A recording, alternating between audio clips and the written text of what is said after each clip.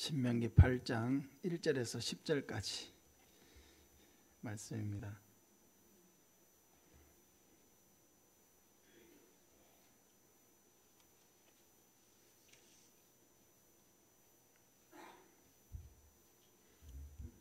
신명기 8장 1절에서 10절까지 말씀입니다.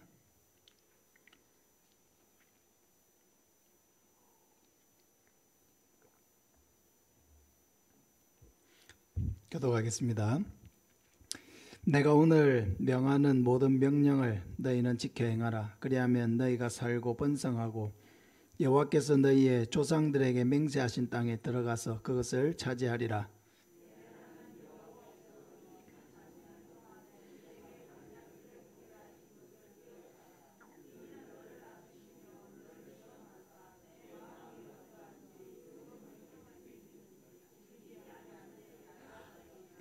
너를 낮추시며 너를 줄이게 하시며 또 너도 알지 못하며 내 조상들도 알지 못하던 만나를 내게 먹이신 것은 사람이 떡으로만 사는 것이 아니요 여호와 입에서 나오는 모든 말씀으로 사는 줄을 내가 알게 하려 하심이니라.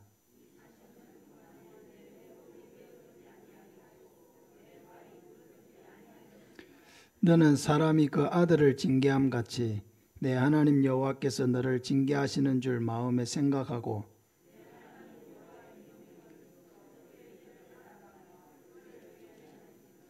내 하나님 여호와께서 너를 아름다운 땅에 이르게 하시나니 그곳은 골짜기든지 산지든지 시내와 분천과 샘이 흐르고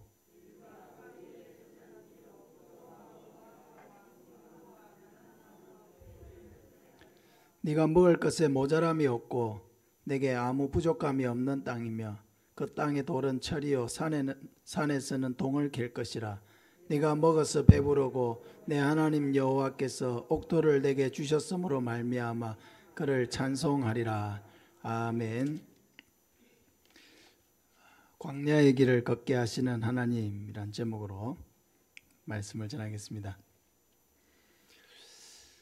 광야의 길이라고 하는 것은 이스라엘 백성들에게 대단히 어렵고 힘든 시간들이었습니다.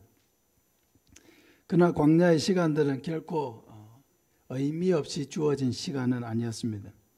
그 시간들은 하나님과의 관계 속에서 분명한 의미가 있고 또 의미를 찾아가야 하는 그런 시간이었습니다. 우리의 인생도 광야의 길을 걷는 것과 같습니다.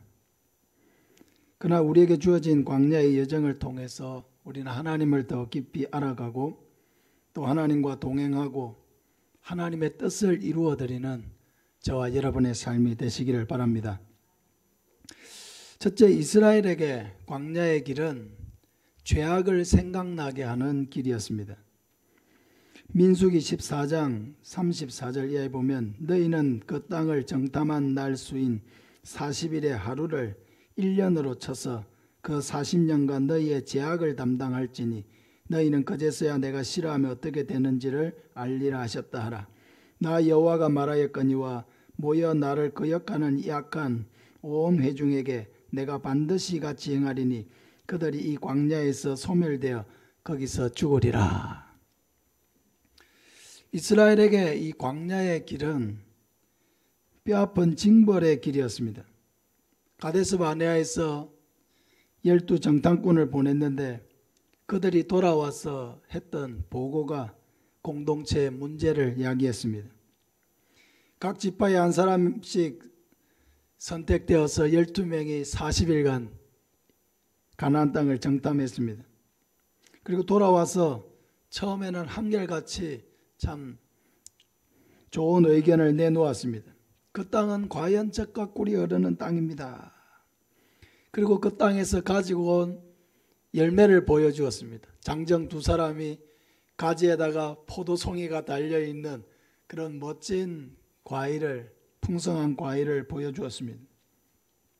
그것만 봐도 참 그 땅은 너무너무 좋은 땅이구나. 모든 사람들이 동의할 만한 그런 땅이 분명했습니다.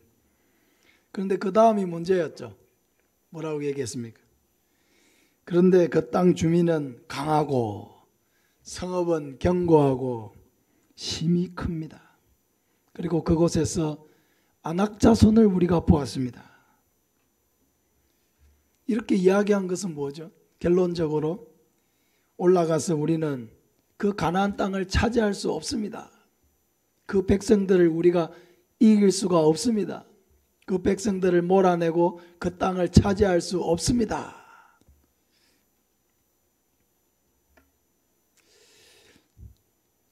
이제까지 살아온 이스라엘 백성들의 모든 삶이 하나님의 은혜 속에 하나님의 도우심으로 살아왔는데, 지금은 하나님이 자신들을 떠나버리신 것처럼, 지금은 하나님이 자기들과 함께하지 않는 것처럼, 이제 자기의 모든 삶의 문제를 자기 혼자서 짊어지고 가야 하는 것처럼 그들은 두려워하면서 가나안 땅을 차지할 수 없다고 원망하면서 그렇게 불평했습니다. 그래서 하나님께서 이스라엘 백성들에게 어떤 벌을 내리셨습니까? 하나님을 믿지 않고 두려워하지 말아야 될 것을 두려워하고 가나안 땅에 들어가 보지도 않고 싸워보지도 않고 미리 이길 수 없다고 하면서 불신앙의 말을 했던 이스라엘 백성들은 가나안을 정탐했던 그 하루를 1년으로 환산해서 40년을 광야로 돌면서 불신앙의 모든 사람들이 그 광야에서 다 죽게 될 것이라고 말씀하셨습니다. 그러니까 이스라엘에게 이 광야는 징벌의 시간이고 또 자기의 죄를 생각나게 하는 시간이었습니다. 하나님을 향한 불신앙과 원망과 그 불평으로 인해서 돌이킬 수 없는 벌을 받고 있는 자신의 삶이 여러분 얼마나 한탄스러웠겠습니까? 그 40년의 광야를 돌면서 지책에 있는 가나안에 들어가지 못하고 계속 광야를 그렇게 긴 시간을 헤매면서 왜 우리가 하나님을 온전히 신뢰하지 아니하고 그렇게 하나님을 원망하고 불평하고 믿지 않았던가? 자기 가슴을 치지 않았겠습니까? 우리의 인생도 그런 점에서 닮아 있습니다. 우리의 인생이 왜 이렇게 고달픕니까? 그것은 아담과 하와의 범죄 때문이었습니다. 그 죄가 모든 인간에게 와서 우리를 죽음 아래에 가두어 버렸습니다. 그 죄가 우리의 행복을 파괴했습니다. 하나님과의 관계를 깨뜨렸습니다. 하나님으로부터 공급되는 사랑과 은혜와 그 생명의 그 모든 은혜의 물줄기를 차단했습니다. 그리고 지금도 마찬가지죠. 우리가 예수를 믿고 산다고 하지만은 여전히 죄는 우리 안에 살아 있습니다.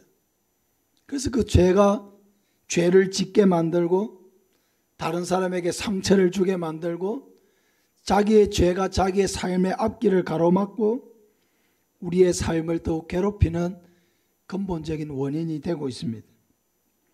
사실 우리가 만나는 많은 문제들은 누군가가 방해를 했기 때문에 만나는 문제가 아니라 우리 자신의 죄가 만들어낸 자기의 장애물에 걸려 넘어질 때가 얼마나 많습니까? 그래서 우리는 이 땅을 살다가 어려움을 만나면 제일 먼저 뭐가 떠오릅니까? 자기의 죄가 떠오르죠. 어려움을 만나면 자기의 죄가 떠오릅니다. 덜컥 겁이 나는 일들을 만나면 자기의 죄가 떠오릅니다. 아무도 그 죄를 떠올리게 하지 않았는데 자기 스스로 어려움을 만나면 죄가 생각이 나는 거죠. 이스라엘 백성들이 광야에서 자기의 죄가 생각난 것처럼 우리도 어려움을 만나면 항상 죄가 생각나는 거죠. 내가 하나님 앞에 이런 잘못을 저질렀구나. 하나님 앞에 두려움 없이 내뱉었던 자기의 말을 떠올립니다. 부끄러운 자기의 행동이 떠오릅니다. 하나님이 미워하실 일들을 어떻게 그렇게 담대하게 행하였던고 한탄하면서 자기의 죄를 생각하는 것입니다. 죄가 생각난다는 것은 참 고통스러운 것입니다. 그러나 우리는 이 땅에서 계속 살면서 자기의 죄를 생각하게 할 것입니다. 자기의 죄를 떠올리게 될 것입니다. 자기의 죄가 생각나는 많은 일들을 경험하게 될 것입니다. 어떻게 해야 합니까? 자기의 죄가 생각날 때 우리가 할 수 있는 것은 예수님을 붙드는 것밖에 없습니다. 자기의 죄를 하나님 앞에 고백하고, 하나님, 내가 이렇게 큰 죄인입니다, 정직하게 고백하면서 그 예수 그리스도의 십자가 아래 피하는 것밖에 없습니다. 다른 길이 없습니다.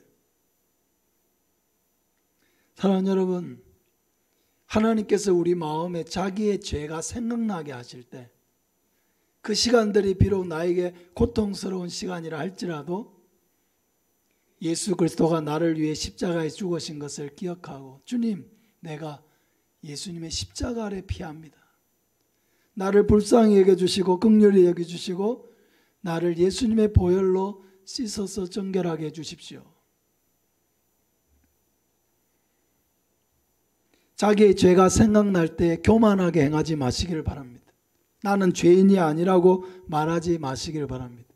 겸손하게 하나님 앞에 자기의 죄를 내어놓고 그 십자가의 보혈 앞에 자기를 내려놓을 때 하나님 우리를 용서해 주시고 우리의 삶을 새롭게 해주시는 것입니다. 두 번째로 이스라엘 백성들에게 이 광야는 낮아져서 하나님의 의존의 삶을 배우는 그런 시간이었습니다. 2절에 보면은 내 하나님 여호와께서 이 40년 동안에 내게 광야의 길을 걷게 하신 것을 기억하라. 이는 너를 낮추시며 너를 시험하사 내 마음이 어떠한지 명령을 지키는지 지키지 않는지 알려 하심이라 그랬습니다. 광야는 낮아지는 시간이에요. 하나님이 광야를 걷게 하신 것은 이스라엘 백성들의 교만한 마음을 낮추시기 위해서 그렇게 하신 거예요. 여러분, 우리 마음속엔 다 교만한 마음이 있죠. 내가 최고라는 마음이 있죠. 그러나 그 교만함들을 꺾으실 때에, 자존심 상하는 일들을 당하게 하실 때에 그게 괴로운 거예요. 우리에게는 하나님이 우리를 낮추실 때에 그 낮추시는 삶은 고통스러운 시간이에요. 우리에겐 힘든 시간입니다. 아무도 낮아지는 것을 원하지 않습니다. 우리는 높아지고 싶어 합니다. 지금보다 더 모든 면에서 나아지는 삶을 원합니다. 그런데 어떻습니까? 이 땅의 삶은 내 마음대로 되지 않는 일이 너무 많아요. 지혜가 부족한 일들이 너무 많아요. 내가 이렇게 나름대로는 최선을 다하지만 내 최선으로 안 되는 일이 너무 많아요. 지나고 보면은 내가 왜 그렇게 어리석게 행동을 했을까? 내가 정말 바보인가? 전체인가? 내가 어떻게 그렇게 했을까? 그렇게 자기의 머리를 쥐어 박으면서 한탄하는 일이 한두 번이 아니죠.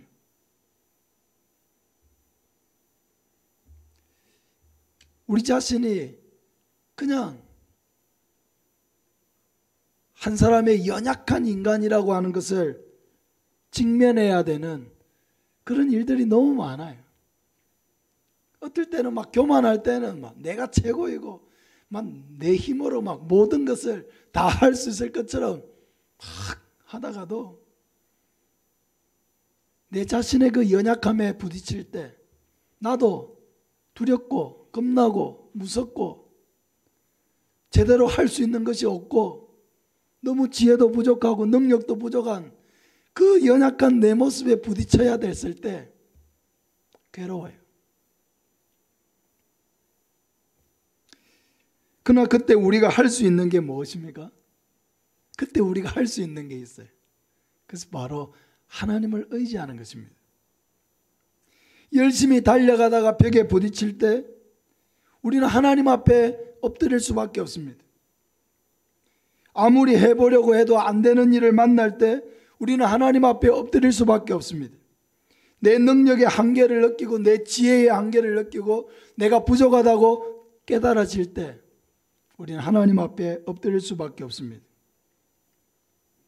그런데요, 이것이 바로 하나님이 우리에게 광야의 길을 걷게 하시는 이유입니다.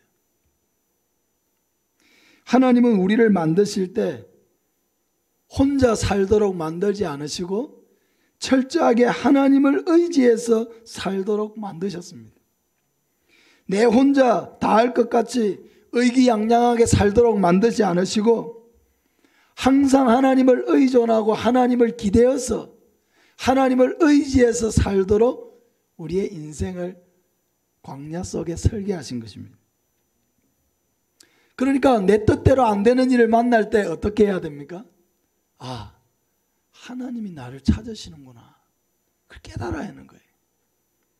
자신의 지혜가 부족하다는 것을 깨달을 때, 아, 하나님이 나를 찾으시는구나 하는 것을 알아야 합니다. 내 힘으로 해결할 수 없는 장애물들을 만날 때, 아, 하나님이 나를 부르시는구나.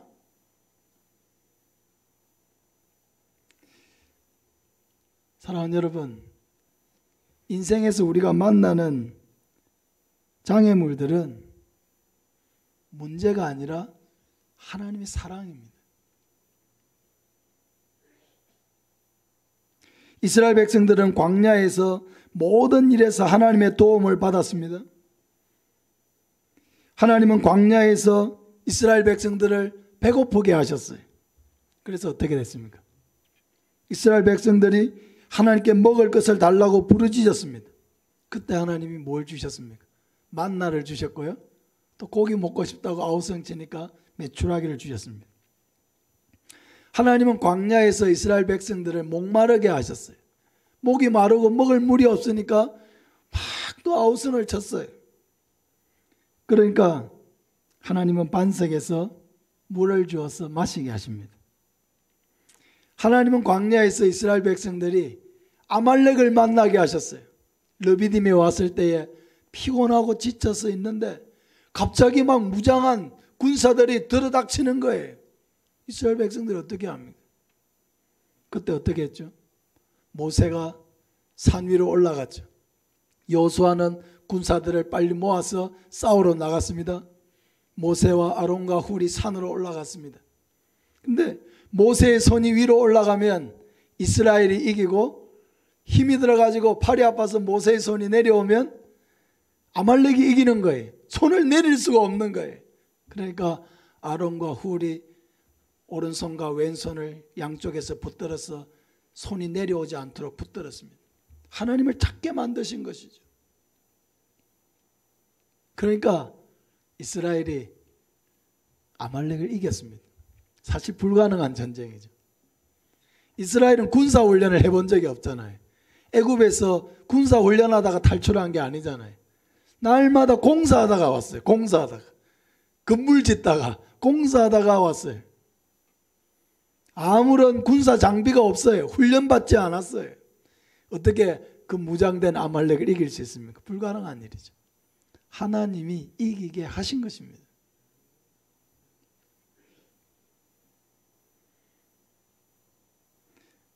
광야에서 먹는 것도 마시는 것도 하루하루를 살아가는 것도 이스라엘을 공격하는 자들을 오히려 이기게 하시는 것도 누가 하신 거예요? 하나님이 하신 거예요.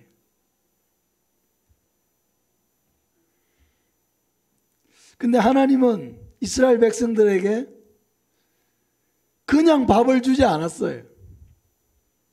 배고프게 만드셨어요. 먼저 배고프게 만드셨고요. 부르짖게 만들었어요. 그러고 나서 밥을 주셨어요. 만나를 주었어요. 하나님은 그냥 물을 주지 않으셨어요. 목마르게 하셨어요. 목마름 속에서 누구를 찾게 하셨습니까? 하나님을 찾게 하셨어요. 그리고 나서 물을 주셨어요. 하나님이 그냥 아말렉을 물리치게 하지 않으셨어요. 하나님을 찾게 하셨어요. 하나님의 도우심을 구하게 하셨어요. 그런 다음에 아말렉을 이기게 하셨어요. 하나님은 광야에서 이스라엘 백성들이 아무런 장애물이 없는 삶을 계획하지 않으셨다는 것입니다. 오히려 그 장애물들을 만나게 하셔서 그 속에서 누구를 찾게 하신 거예요? 계속 하나님을 찾게 하신 거예요. 하나님을 부르게 하신 거예요. 내 삶에 하나님이 필요하다는 것을 끊임없이 인식하게 만드신 거예요. 하나님의 설계 속에 그렇게 돼 있는 겁니다.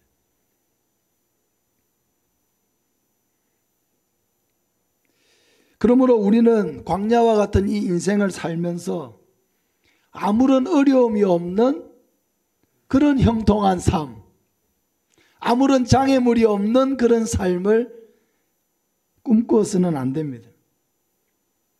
아무 문제를 만나지 않고 내가 이 인생을 마치리라, 그런 기대를 가져서는 안 됩니다. 만약에 우리의 삶에 장애물이 없다면, 어려움이 없다면, 여러분, 우리가 우리의 믿음을 지켜나갈 수 있을까요?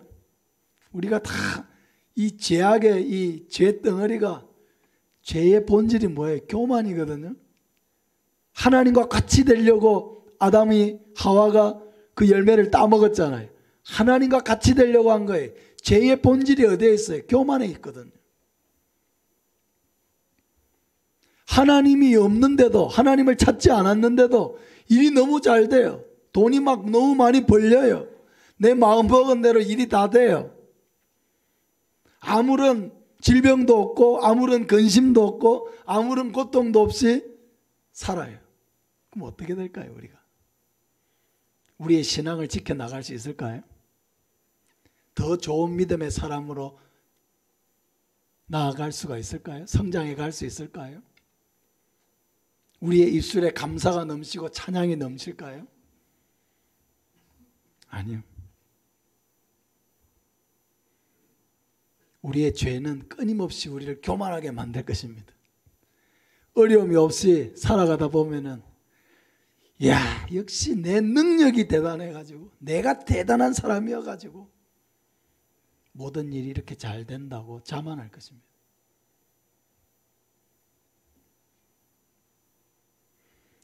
하나님을 찾지 아니하고 방탕한 길로 흘러갈 것입니다. 그러니까 이 광야의 삶에서, 광야와 같은 인생에서 하나님이 간혹 하나님을 잃어버릴 때쯤 되면은 그 어려움을 만나게 하시고 그 어려움 속에서 하나님을 찾게 하시고 부르짖게 하시는 것은 하나님의 은혜예요. 광야와 같은 이 인생에서 성공하는 길은요, 자꾸 하나님을 찾는 것밖에 없어요. 자기의 연약함을 느낄 때마다, 자기의 죄악됨을 느낄 때마다, 내 힘으로 안 되는 일을 만날 때마다 하나님을 찾는 것밖에 없어요. 왜? 하나님이 그렇게 설계를 해 놓으셨거든요. 반드시 하나님을 찾아야 되는 거예요. 어려움을 만났는데도 하나님을 찾지 않아요? 그건 하나님의 설계도 밖으로 나가는 거예요. 이 완전 하나님을 대항해서 싸우겠다는 거예요. 그렇게 해서는 문제를 해결할 수가 없습니다.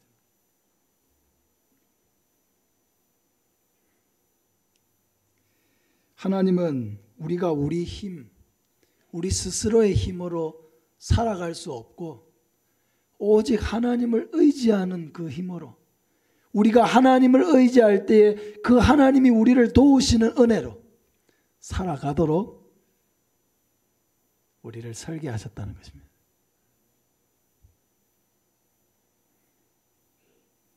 우리가 사는 길은 하나님을 찾는 것밖에 없어요.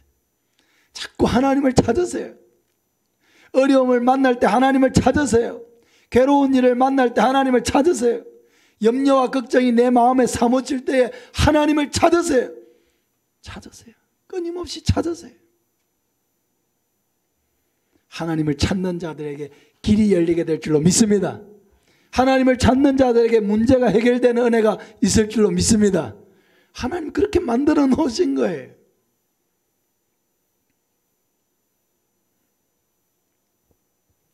마지막으로 이스라엘에게 광야의 길은 종착지가 아니라 지나가는 길이라는 것입니다. 오늘 본문 7절에 보면 내 하나님 여호와께서 너를 아름다운 땅에 이르게 하시나니 그곳은 골짜기든지 산지든지 시내와 분천과 샘이 흐르고 밀과 보리의 소산지요 포도와 무화과와 석류와 감람나무와 꿀의 소산지라. 이스라엘의 목표는 어디에 있어요? 가나안에 들어가는 데 있어요. 광야에서 사는 게 목표가 아니라는 거예요. 광야는 종착지가 아니라 과정이에요. 과정.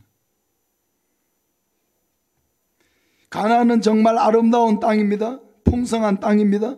무엇보다도 하나님이 돌보시는 땅이라고 그랬어요. 신명기 11장 12절에 보면 내 하나님 여호와께서 돌보아 주시는 땅이라. 연초부터 연말까지 내 하나님 여호와의 눈이 항상 그 위에 있느니라. 할렐루야. 그러니까 이스라엘 백성들은 광야에서 안주하면 안 돼요.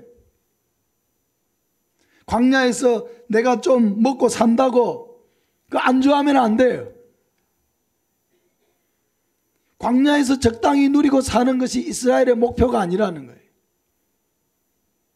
여러분, 우리가 이 땅 가운데 살아가고 있지만은 아이고 내 좀 살만하다. 내 먹고 싶은 거 사 먹을 수 있고 내 사 입고 싶은 거 사 입을 수 있고 가고 싶은 데 갈 수 있는 건강이 있고 아, 참 살만한 세상이다. 시대가 갈수록 세상은 더 좋아지고 누리고 싶은 것도 더 많아지고 참 살만한 세상이다. 그러나 여러분, 여기는 우리의 종착지가 아니라는 것을 항상 기억해야 합니다. 아무리 내 삶이 풍성하고요, 아무리 내가 많은 것을 성취하고 내가 아무리 이 땅에서 누리는 것이 좋아 보여도 여기는 우리 종착지가 아니에요. 과정을 지나고 있다는 것을 알아야 합니다.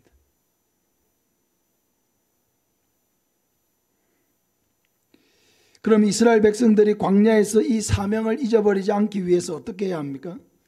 항상 하나님의 말씀을 마음에 새겨야 돼. 3절에 보면 너를 낮추시며 너를 줄이게 하시며 또 너도 알지 못하며 내 조상들도 알지 못하던 만나를 내게 먹이신 것은 사람이 떡으로만 사는 것이 아니요 오직 여호와의 입에서 나오는 모든 말씀으로 사는 줄 네가 알게 하려 하심이니라. 하나님이 왜 이 인생을 먹고 살게 만드셨을까? 음식을 먹고 우리의 육신이 부지하고 살게 만드셨을까? 왜 하나님께서 만나를 주어서 이스라엘 백성들로 하여금 먹고 광야에서 살게 하셨을까?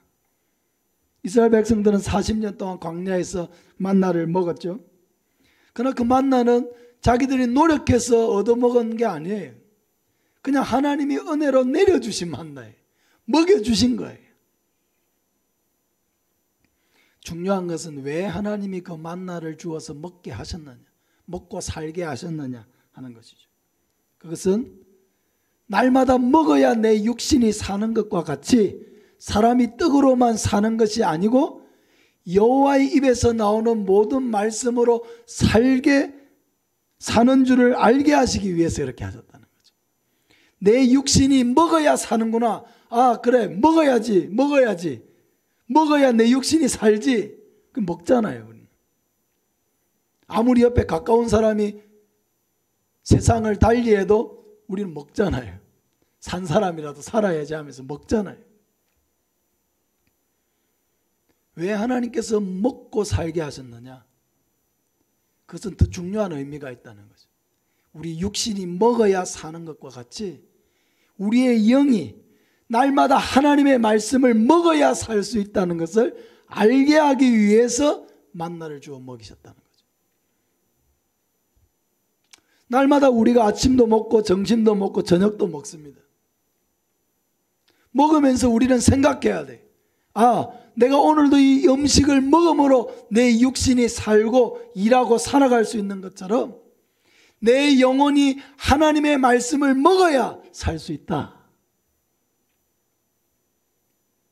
그날만 생각해야 돼요. 밥을 먹지 않으면 어떻게 돼요? 며칠간은 견딜 수 있겠죠. 일주일을 밥을 먹지 않아요. 쓰러지겠죠. 열흘을 밥을 먹지 않아요? 죽을 것입니다. 밥을 점점 먹지 않게 되면요, 몸의 면역력이 다 떨어져요. 에너지가 없어지죠. 면역력이 떨어지고 질병에 노출돼요. 여러 가지 질병에 걸릴 수가 있어요. 우리의 영도 마찬가지죠. 하나님의 말씀 내가 제대로 안 먹으면 뭐 어때? 예배 한번 빠지면 어때? 새벽기도 내가 안 한다고 무슨 문제가 있나? 수요기도에 뭐 열심히 있는 사람들은 오고 좀 열심히 부족하면 뭐 수요기도에 안 가고 주일만 가면 되지.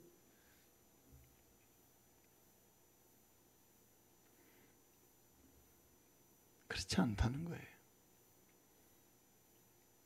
하나님의 말씀이 내 안에 충만하지 않은 사람은요, 영적인 병에 걸릴 가능성이 훨씬 높아지는 거예요.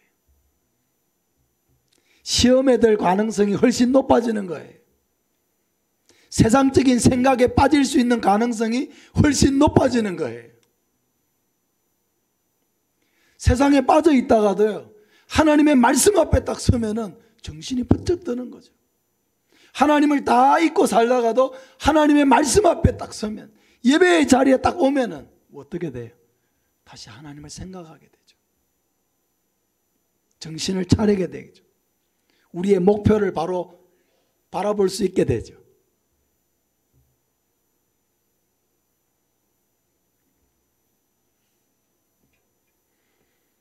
우리가 신앙생활을 평생을 이렇게 하고 있잖아요. 우리 신앙생활이 어떻게 유지되고 있을까요? 내 안에 있는 믿음이 어떻게 유지되어 갈 수 있을까요? 내 안에 있는 저 천국에 대한 소망이 어떻게 계속 내 안에 살아 역사할 수 있을까요? 말씀을 먹었기 때문입니다. 할렐루야. 예배 생활 제대로 하지 아니하고 띄엄띄엄 주일도 막 띄엄띄엄 오고 하나님의 말씀도 가까이 하지 아니하고 뭔가 열심을 내보려고 하는 노력도 없고 예배 생활을 등한시하고 말씀을 들어도 한쪽 귀로 듣고 다 흘려버리고 마음에 새기지도 아니하고, 여러분 그렇게 살았으면 어떻게 될까요? 많이 방황했을 것입니다. 많이 방황하게 돼요. 허탄한 데 마음을 두게 돼요. 거짓된 데 마음을 두게 돼요. 하나님이 아니다는 것에 소망을 두게 돼요. 인생을 낭비하게 됩니다. 건강을 낭비하게 됩니다. 돈을 허비하게 됩니다. 시간을 헛된 데 쓰게 됩니다. 우리의 열정을 낭비하게 됩니다. 한참 방황하다가 정신을 차리고 돌아오면은 세월이 너무 많이 지나가 버리는 거죠.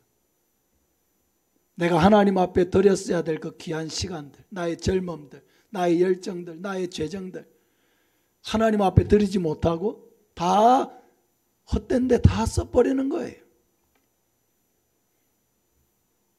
하나님의 말씀이 충만하지 아니하고 허탄한 생각들이 내 마음속을 가득 채우고 있으니까 허탄한 생각은 허탄한 행동을 낳는 것이죠. 거짓된 생각은 거짓된 행동을 가져오는 것이죠.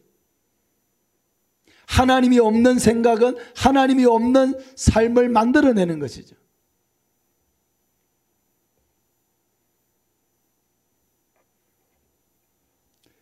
그러니까 우리가 하나님 앞에 나와서 이렇게 예배드리는 이 시간이 얼마나 소중한 시간입니까? 여러분 인생에서 1시간을 투자해 가지고요, 어디에 1시간을 투자해 가지고 이 예배보다도 더 의미 있는 일을 할 수 있는 거 한번 찾아보세요. 있는지. 예배 드리는데 우리가 1시간이 드는데 이 1시간보다도 다른 데 어디 1시간을 투자해 가지고 이 예배 드리는 것보다 더 의미 있는 내 영혼의 유익을 가져오는 일이 있는지 한번 생각해 보세요. 없습니다. 없어요. 예배가 우리에게 주는 이 영적인 은혜와 유익보다도 여러분 어디에서 그 1시간을 투자해 가지고 이런 은혜를 가져올 것입니까? 어디서 그런 은혜를 누릴 것입니까?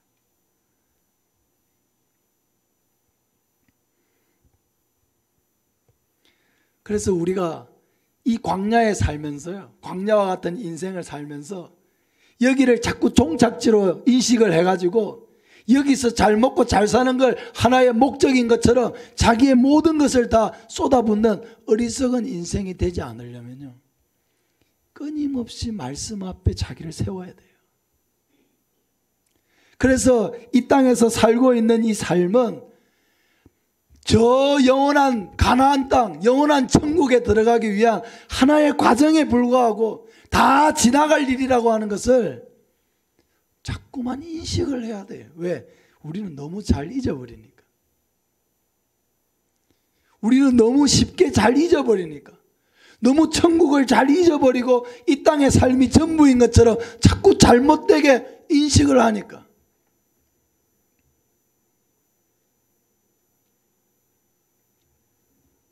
사랑하는 여러분, 예배의 자리를 항상 소중하게 여기시길 바랍니다. 하나님의 말씀을 항상 소중하게 여기시길 바랍니다. 처음에는요, 내가 예배를 붙드는 것 같고, 내가 말씀을 붙드는 것 같고, 내가 의지적으로 말씀을 읽는 것 같고, 의지적으로 말씀을 듣는 자리에 나를 갖다 앉혀놓는 것처럼 느껴져도 사실은 그렇지 않아요. 하나님이 나를 붙드시는 거예요. 내가 하나님을 붙드는 것 같아도 하나님이 나를 붙드시는 거예요. 그 말씀이 나를 붙드는 거예요. 허탄한 데 빠지지 않도록, 거짓된 일에 빠지지 않도록, 시간을 허비하고 돈을 허비하고 열정을 허비하고 건강을 허비하는 일에 빠지지 않도록 그 하나님의 말씀이 나를 붙드는 것입니다. 하나님의 말씀을 가까이 하면 가까이 할수록 천국은 뚜렷해지고 세상은 희미해질 것입니다. 하나님의 말씀을 멀리하면 멀리할수록 세상은 더 크게 다가오고 천국은 희미해질 것입니다. 사랑하는 여러분, 예배를 소중하게 여기시길 바랍니다. 하나님의 말씀을 소중하게 여기시길 바랍니다.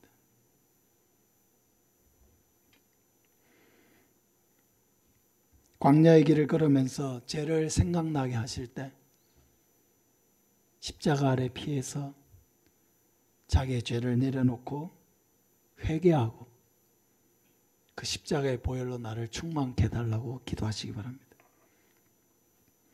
어려움을 만날 때 그 어려움은 하나님 앞에 나오라는 지금 사인이시구나. 하나님을 찾으라고 하시는구나. 그걸 알고 하나님 앞으로 나오시길 바랍니다.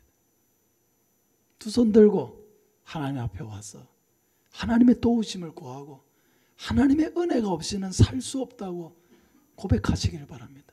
그리하면은 그때부터 하나님의 긍휼이 임하는 거예요. 하나님의 능력이 임하는 거예요. 문제를 해결해 나갈 수 있는 지혜를 주시는 거예요. 닫힌 문들이 열리기 시작하는 거예요.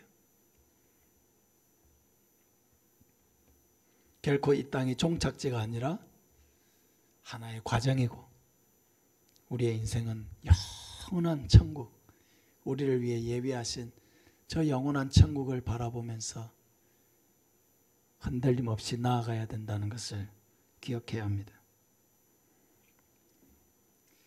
항상 말씀을 가까이 하고 예배를 소중히 여기고 하나님 앞에 모든 삶에 초점을 맞추어서 나아가는 저와 여러분 되시기를 예수님의 이름으로 축복합니다.